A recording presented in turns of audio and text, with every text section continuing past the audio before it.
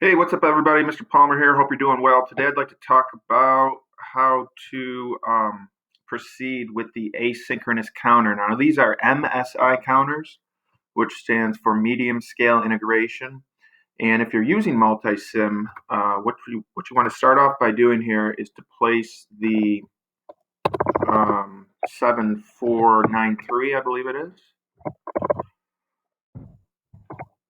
Yes, the 7493. Now, if you don't have multi-sim, if you're one of the few people that didn't get that running, we can find, I'll make another video on how to create this MSI component. Because don't forget, MSI is just a bunch of SSI that someone has put into one package. So inside here actually are just a bunch of JK flip-flops.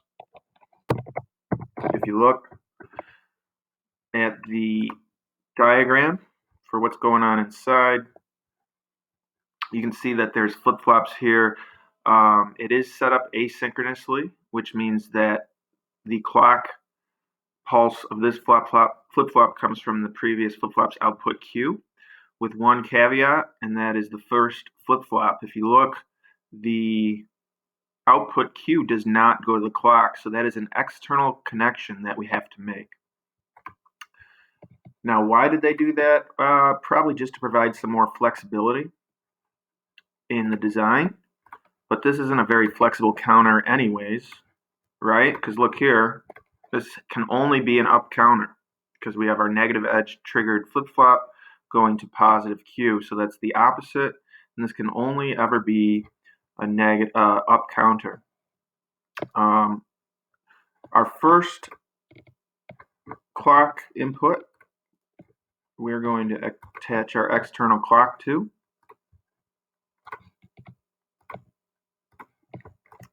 And I would put that at something more manageable like 10 hertz. You can ground that out.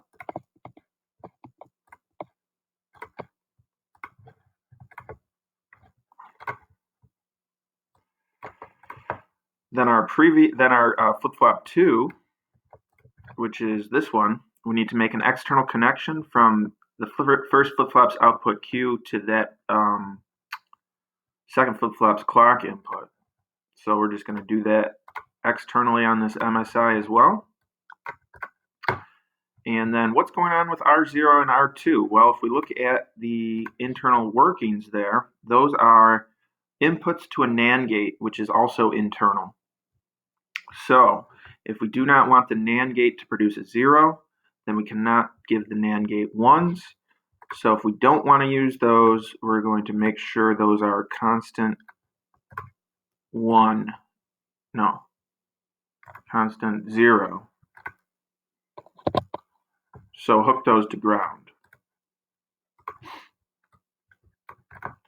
at least temporarily, so we can see if this thing's working. Then what I like to do is to throw on 4 probes, one for every binary place, and that's going to lead us to our next limitation. This can only ever be a 4-bit counter. All right, this is my 1's place, so that's going to go to A, which is our least significant bit.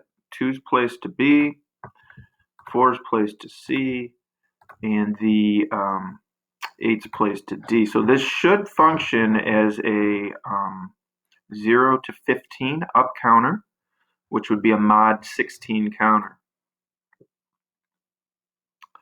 So you can see that that works, although it's quite fast.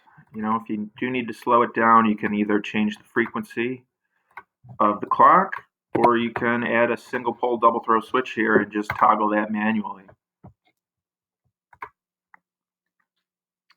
So you got 4, 5, 6, 7, 8, 9, 10, 12, 13, 14, 15, and back to 0. So not too bad here.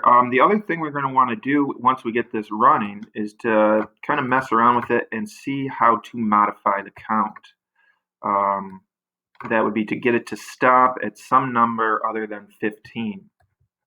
So what I'll do is I'll just copy this whole thing here. Right below it,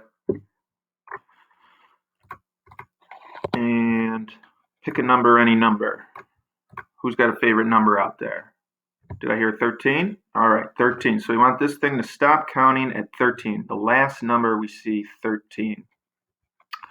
If you think about that in terms of how we've been designing counters in class, that would mean that the magic moment, so to speak, or the first number we don't want to see, is 14.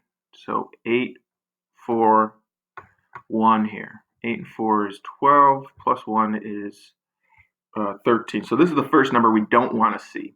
At this moment, what we want to do is we want to input the ones into the internal NAND gate so that that NAND gate will produce a 0 and will reset all the flip-flops. If you look, that NAND gate is tied to all 4 flip-flops. So as long as these inputs receive the 1 at the right time, then it will produce a 0 once and only once at the right time, and we'll reset those flip-flops, which will stop our count. So we can really do this a couple ways, but I think the easiest way would just be to use a 4-input AND gate, which I don't know the number of off the top of my head. But I think if you search for AND, no. What if you search AND 4? What if you search AND 1?